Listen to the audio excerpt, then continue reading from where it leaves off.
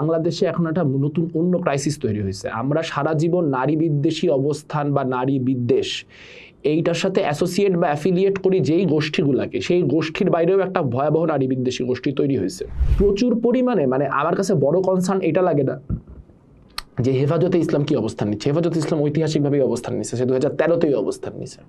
কিন্তু মুশকিল হচ্ছে যে বাংলাদেশে একটা নতুন গ্রুপ তৈরি হয়েছে যারা হয়তো ইংলিশ মিডিয়াম থেকে পড়াশোনা করছে, যারা হয়তো বাংলা মিডিয়ামের খুব মানে কি বলবো হাই এন্ড যেসব স্কুল সেগুলো থেকে পড়াশোনা করে ইউনিভার্সিটিতে পাশ করে বাইর হয়েছে, কিন্তু তারা অ্যান্ড্রিউ টেটের ভক্ত।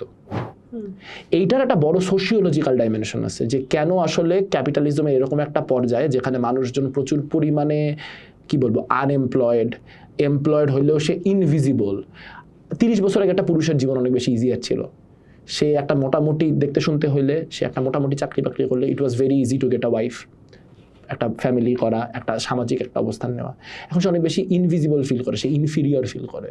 এই ইনফিরিয়রিটি কমপ্লেক্সের কারণে যেহেতু এখানে কোনো ইম্যানসিপেটরি পলিটিক্স নাই, যেহেতু কোনো মুক্তিমুখী রাজনীতি নাই, কাজেই তার প্রথম রাগটা যায় পরে তার অপোজিট জেন্ডারের উপরে যে মেয়েরা এত এম্পাওয়ার্ড দেখে আমি এত আনএম্পাওয়ার্ড।